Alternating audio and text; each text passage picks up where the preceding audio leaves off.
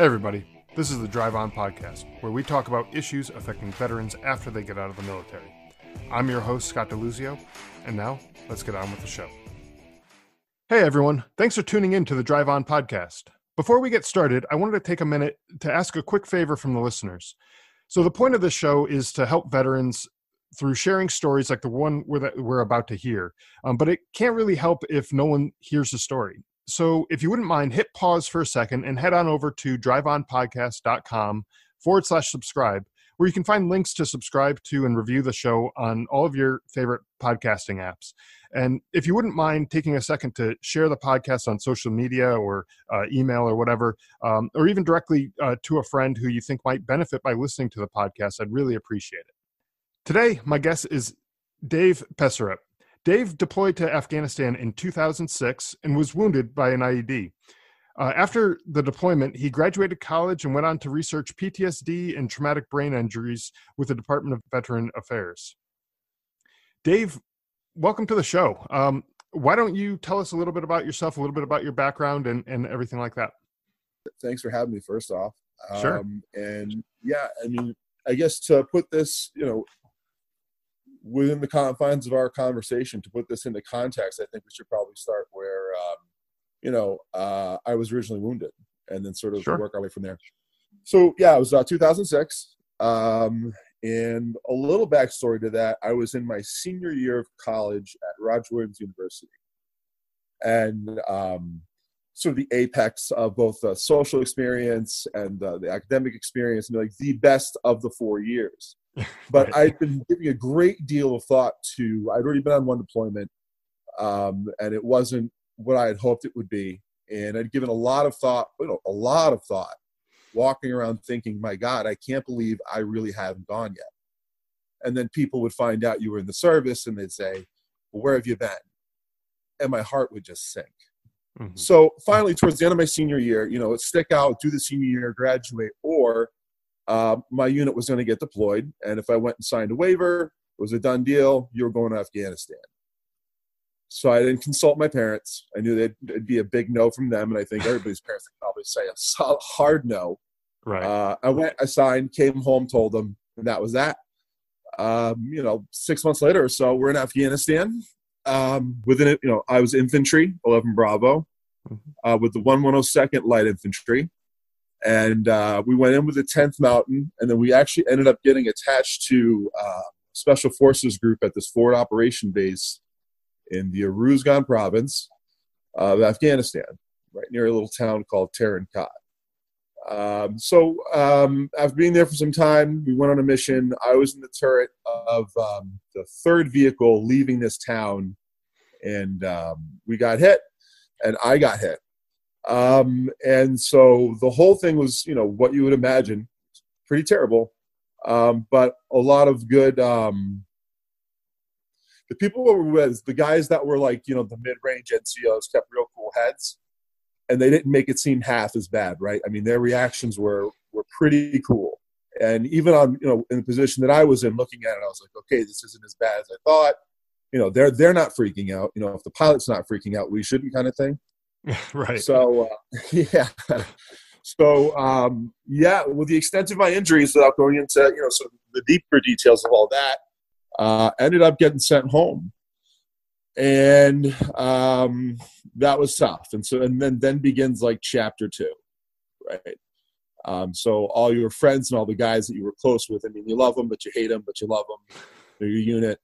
Now they're gone. And I was at Brooks Army Medical Center in San Antonio, Texas. It's a burn unit. The bigger portions of the things that I got hurt with were burns. So I ended up there. And then the whole thing sort of, it becomes trying to figure it out, trying to reconcile what just happened. Mm-hmm. And then also trying to figure out, there was some confusion initially about, how extensive my back injuries would be, with regard to like severity and like length of it being a problem. Is we looking at a lifelong thing here? So, and then, the girl that I was engaged to at the time, she left me at that point. And so I was getting ready to write a blues album. This was just, it was going from worse to worse. Right. And just like, come on. But after that, they got me to a program which allowed me to come home a little bit faster than I think other people did. Other guys were there for, sitting in units, getting medical treatment, just going to appointments for like a year plus. I don't know if they do that anymore like that, but the worst thing I think you can do for mental health is just have somebody sit there and do nothing. That's not, you know what I mean? Yeah. That seems like me like a key ingredient to someone not feeling well. If they're already sort of, I don't know, replaying things in their head more often than not. Right. Yeah. And So actually, through the conversations that I've had on this podcast with other people, the people who have kind of broken through that the funk that they were in, that's clearly not a technical term or anything like that, but they came to the realization that just sitting there and dwelling on things is not going to help them any. They need to do something and move on. So that's probably very similar to what you're talking about there. Yeah, absolutely.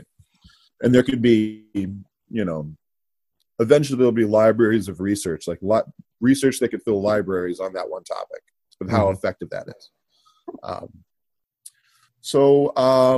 Ended up getting out, finished up college, and then got my first out of the military job at the West Haven, Connecticut VA with a research group called, and the acronym is PRIME, PRIME, and it's gorgeously complicated. It's Pain Research Informatics Medical Comorbidities Education Center, whatever. Okay. Right. Yeah. So I was involved as an administrative officer, like organizing and helping sort of set up studies. Not one of the scientists, though, which is an important distinction. But it's like the first move you got to make if you're like, look, I think I want to go in this direction. I come from a family of clinicians. My mother's a clinician. My father's a surgeon. My sister's a nurse. My other sister's a therapist. So medicine is big in the family. And you grow up around it, it's just so. So that's the first move you got to do. You got to kind of get your foot in the door. You want to work somewhere that's credible. And then I went ahead and applied to grad school. So from that sort of springboard, and I went to CCSU. And that took, I think grad school in total was like just about 5 years. And I got a master's of science in counselor education, which allows you to then become a psychotherapist, which is what I do now. Okay. And now I'm in private practice, and I've been in private practice for 3 years. And so, and all of these, the trajectory of being a patient, and then like going to the other side of the coin and taking care of the patient, you're constantly reminded of how impressively similar you are. Even if you're better now, like you can be like, oh yeah, I remember what that looked like. Sure. Now, not all of it, but I think it really does allow you to better serve those that you're working with, because you can, if not recognize, completely understand like where they're coming from when it comes to, especially the major mental health stuff like major depression, post-traumatic stress disorder, and just dealing with like all of the comorbidities that come with like trauma. And comorbidities, I guess, could more easily be said as like all of the different other issues that can come out than just the ones you think would be obvious.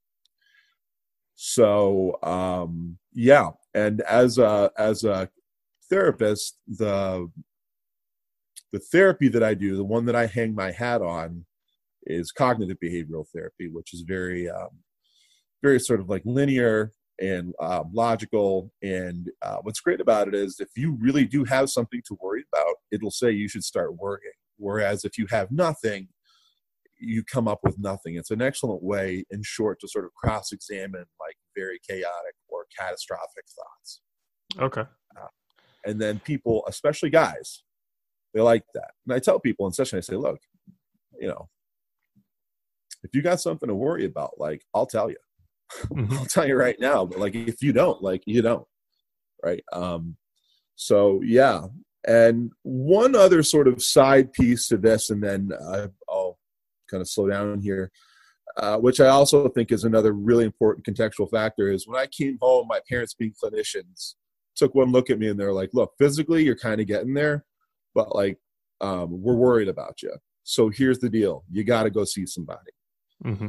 So I started seeing somebody in New Haven, and I had gone through a bunch of different mental health professionals, and I thought, like, you know, oh, this is sort of disingenuous, or people are just fabricating in their mind a feel-good moment, but when they leave, there's really no practical application, those sorts of things, right? Or you're just like, come on, this just is not for me, you know? Mm-hmm. I don't want to sit in here and bang a drum and light some incense. I'm not feeling it. Like, either we fix the problem or we don't. Right. And I ran into this guy who was ferociously intelligent and had a background in philosophy in undergrad. And I mean, the guy was just an all-star. And he happened to be like a pretty alpha guy, which was not what I had encountered yet.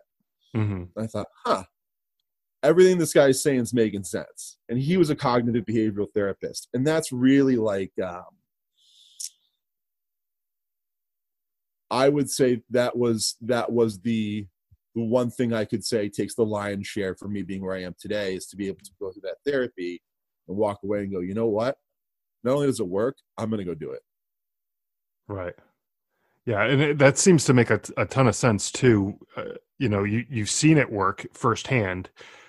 You've experienced the benefits of it, and, you know, why not make that available to more people through the work that you do now? You know, that just, to me, it makes a ton of sense. You know, it's like someone who, you know, does yoga or something, and they lose a bunch of weight or whatever. And they're like, you know what, this is amazing. Let's go, you know, learn how to be a yoga instructor and teach more people or something like that. You know, it seems to make sense that you would follow along in a path like that. You know, to get to, you know, obviously where you are today.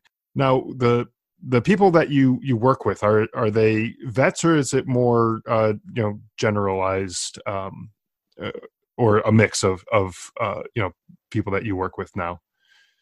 So the private practice that I work with is general practice. And so Okay. I would say like a third of my patients are adolescents and 2/3 are adults.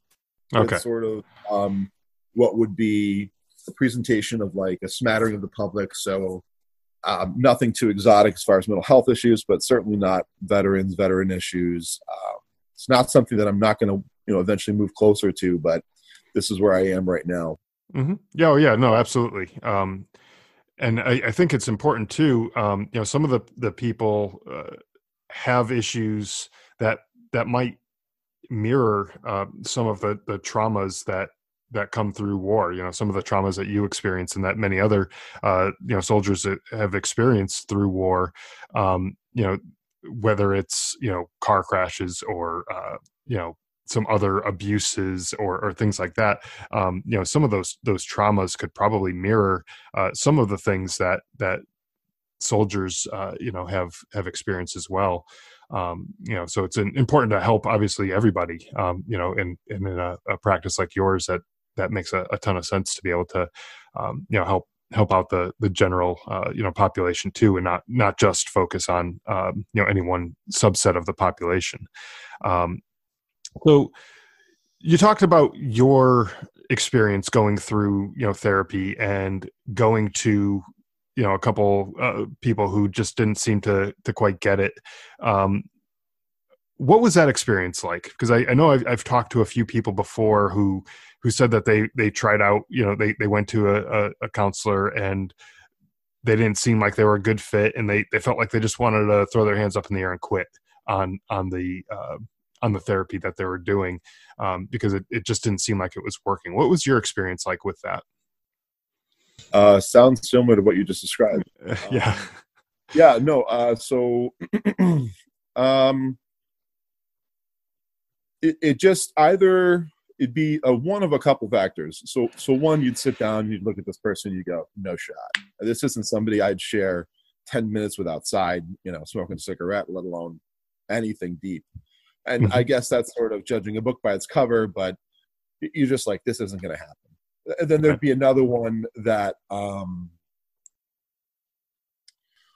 their approach would be like abrasive, or like it wasn't right. I guess you could this is going to really simplify this, and I don't know if it should be simplified at this point, but it's kind of like Goldilocks. This one's too cold, this one's too one of these things. Yeah. But more serious. But it's got to be the right fit, and yeah. And then there were a few of them that almost seemed like they were upset, or they got some sort of shift they weren't pumped about, and you're like, look, I'm not that pumped to be here either, so I guess yeah, right. Yeah. So I think the VA is a really, really, it's a big organization, and they're trying to get this stuff right, but this is back in 06, 07. I wasn't impressed. And thank God I come from a background where my parents could say, look, you got to go, we'll help, let's go. But yeah, I guess I'm not giving you as many details, I think, as you'd like as to the particulars of why or why not. It's been a little bit of time, but that expression, you don't remember what they said to you, you remember how they made you feel. Yep. Yeah. And I don't remember the particulars, but I remember walking out of there and being like, what in the world is this? What's going on? Yeah. Yeah.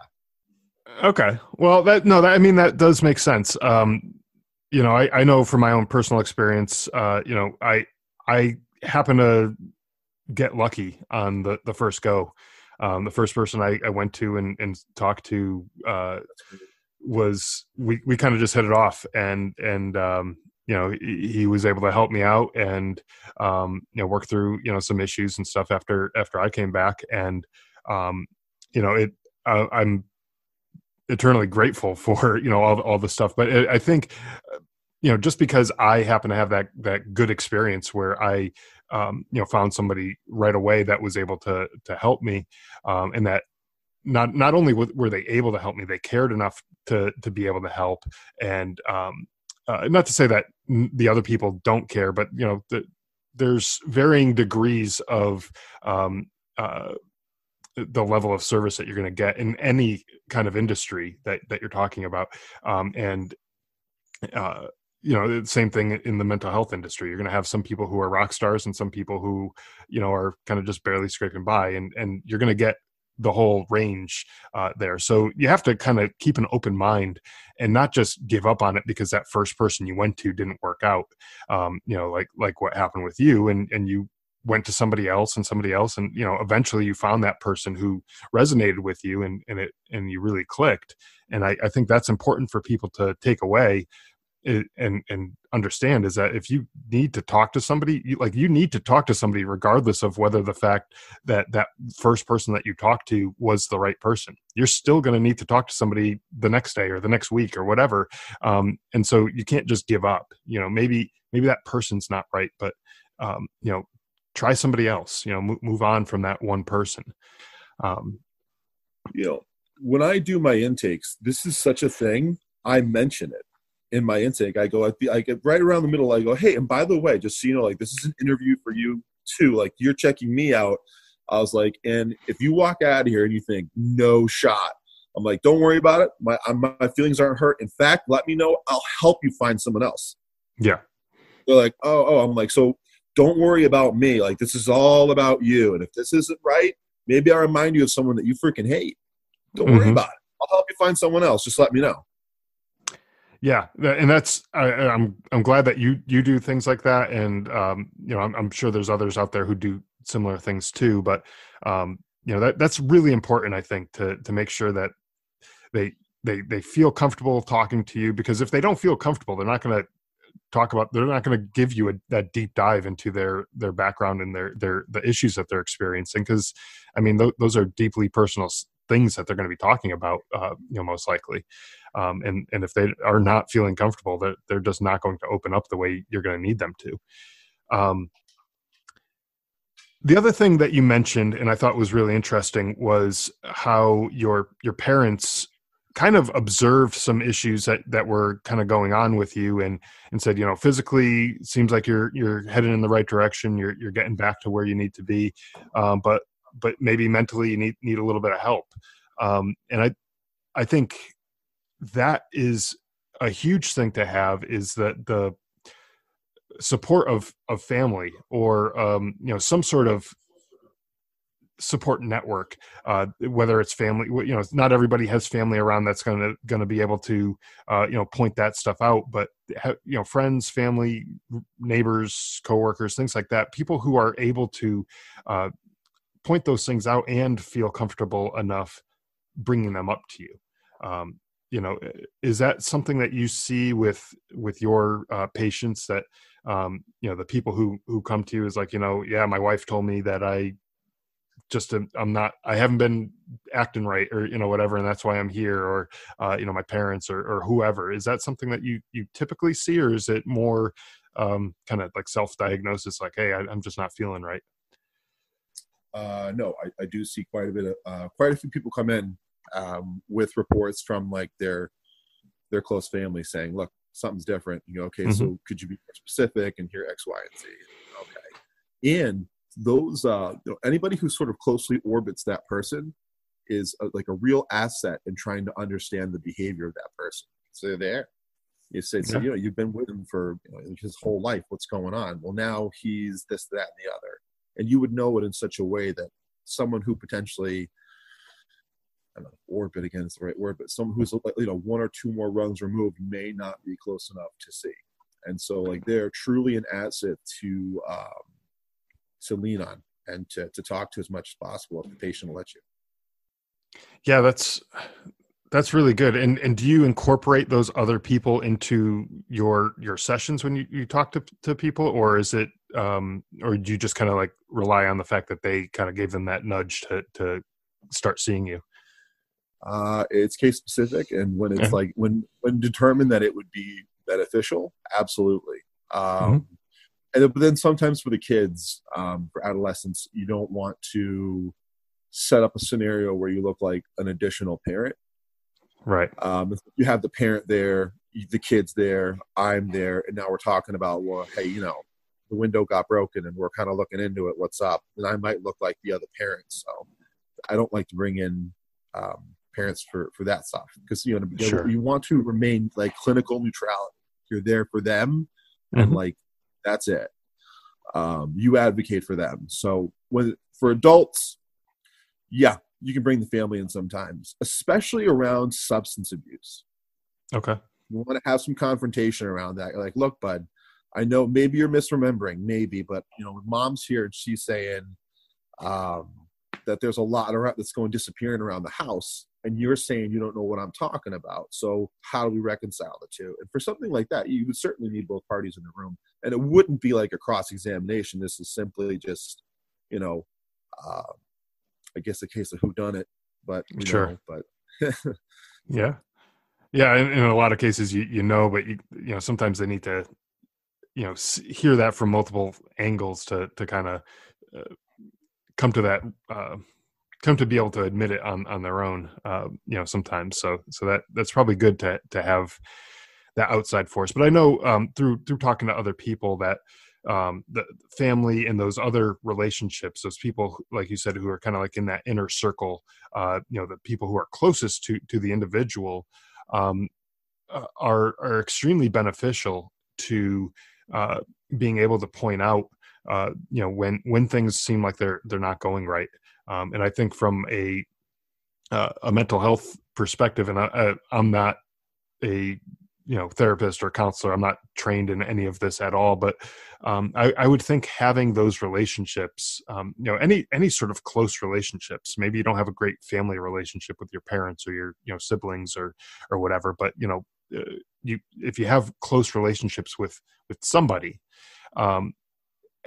who is going to be willing to call you out when it seems like there's an issue, and help you get the help that you need, I think ultimately is beneficial. And I know The reason why I'm bringing this up is because I know that there are some people who kind of push other people away when they start to question, how are you feeling? How are you doing? All those types of questions, they start to push those people away because they don't really want to face those issues. But by facing them, they are ultimately going to get better. Hopefully going to get better. And I don't see there being any downside to facing these issues necessarily. I could be wrong, with some of that, but I think my point is having those close relationships is a good thing. And if you're listening to this and you're one of those people who feel like you need to push people away because they're questioning, how you're doing and everything, I think you need to kind of reevaluate that a bit and, embrace some of those relationships. And, I don't know, hopefully I'm not leading people in the wrong direction. I'll let the person who's maybe a little more qualified to talk about that, confirm or, talk a little bit more about that. I applaud the pointing this out, and I would highlight it. Look, if you're already starting to be in isolationist behavior, it's like, boom, the first light goes off. It's like, all right, fine. Look, something's up. And as a friend, I think like we, because we love the person and because we've been, there's an intimacy between friends. Certainly, like, you also want to know what's up and how can you help. And I think as beautiful as a sentiment that is, I would caution and probably just say, like, as the friend, like, look, I'm not the counselor, so like we probably, like, let's not you and I hash it all out. What I will do as the friend is get you to go to somebody. Like, you don't gotta, like, don't play the therapist. Just be like, look, clearly you don't feel well. You don't gotta say anything to me. Let's just go though. I'll take you, or whatever. Or like, let's keep talking about, like, this is a possibility. Let's, like, shop some people out. Because that can make things tough for someone too who's trying to play the, there's a role there, and I think appropriately it's the friend trying to get you help, not the friend trying to be the help. And I think there's a major distinction. And one is very, like, wholly unqualified. And even if you are qualified, it's still, like, sometimes like, whoa, I'm not sure here. Like, the right answer is not readily available. What is this? Right. Yeah. And you might be too close to the situation too. And you might have, some blinders on, and, especially if like you're saying, if you are qualified, it may not be the best, you may not be the best person to talk to this person. So,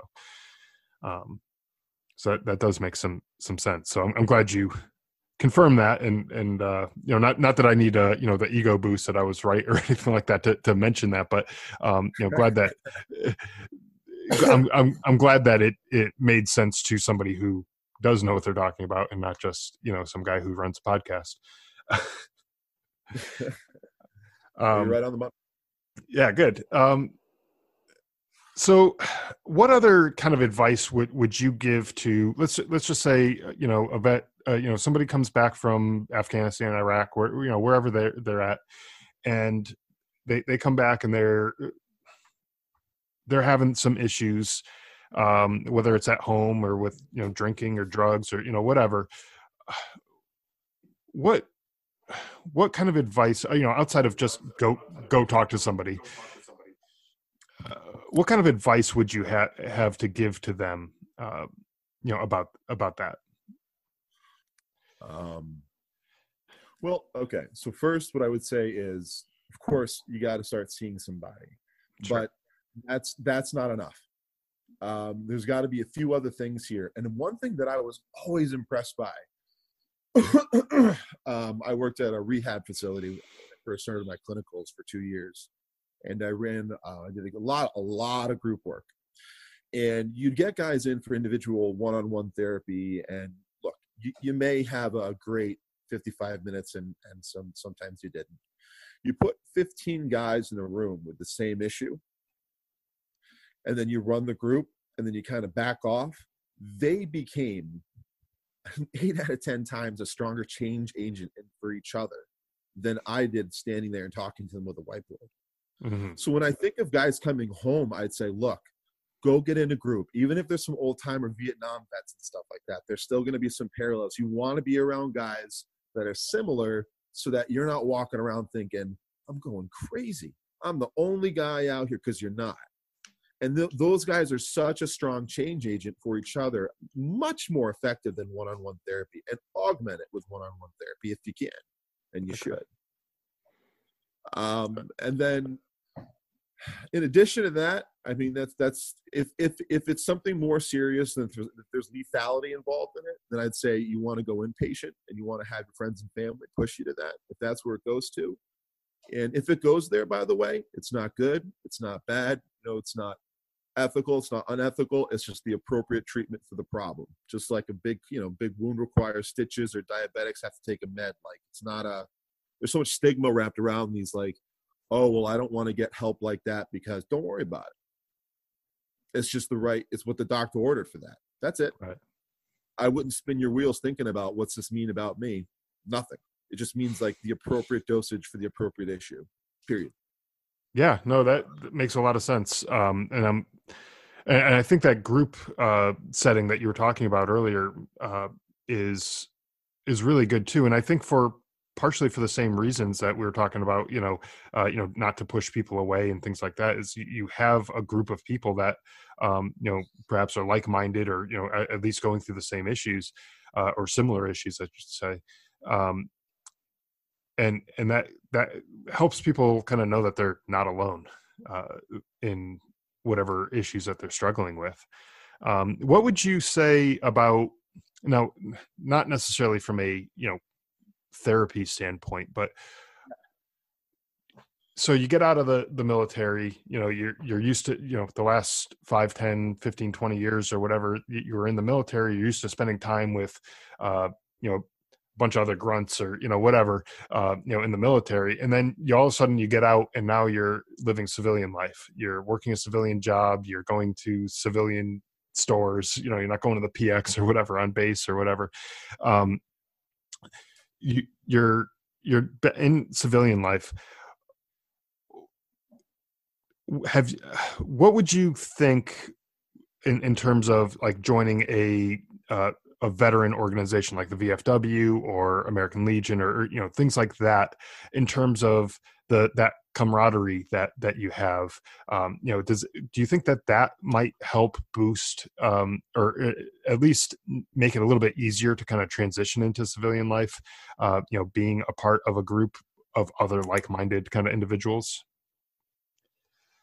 Unequivocally, yes. Yeah. Awesome. Yeah. Okay. I think so. And for I think echoing a lot of the reasons for just saying for the group as well. Yeah. Yeah, that's great. And we actually had someone from the VFW on the show a couple of weeks ago, and we're sort of talking a little bit about that. People getting out and having that struggle of like just jumping right into civilian life. Even though we all were civilians at one point, we kind of get rewired a little bit in the military, and we don't think like civilians anymore. And so so getting back into, a group of people who are, like-minded, in one of those, veteran type organizations, just to me makes sense, to feel like that you still have that connection with people, who are like-minded. So we're kind of coming up on time here, and as far as the length of the episode here, but I have one last question that I like to ask everybody, before kind of wrapping up. And that question is, so before you joined the military, is there anything that you wish someone would have told you, either about what the experience would have been like, or what to expect at, in a combat environment? And you can answer this seriously or with a joke, combination of the two, doesn't matter. There's no wrong answer. We've had all sorts of answers to this question. So, is there anything that you wish someone would have told you before you joined? That's a good question. Oh boy. I have nothing clever, or I no real I mean, other than, my estimation of how difficult it could be was like woefully low. Yeah. I was like, I didn't realize it could be like as tough as it was. But here's what I wish someone had told me. You're about to get an education for which there's no tuition. Yeah, that is very true. There is, as a matter of fact, you get paid to go get this education. Yeah, it's like a Thunderdome for college tuition. Yeah. And I actually remember in basic training sitting there on the 50 cal range, kind of letting it rip and thinking to myself, they're actually paying me to do this. This is amazing. Exactly. So, all right. Any last things that you want to add that maybe we didn't talk about, or any way that people might be able to get in touch with you if they want more information, or anything like that? No, I mean that's pretty much it on mine. I want to thanks a million for having me on. This is a lot of fun. I was a little nervous, wasn't sure I was going to go, but I'm glad you did. Thank you very much. Thank you. Absolutely. All right. Thank you. Thanks for listening to the Drive On Podcast. If you want to check out more episodes or learn more about the show, you can visit our website, driveonpodcast.com, or on Facebook, Twitter, and Instagram at Drive On Podcast.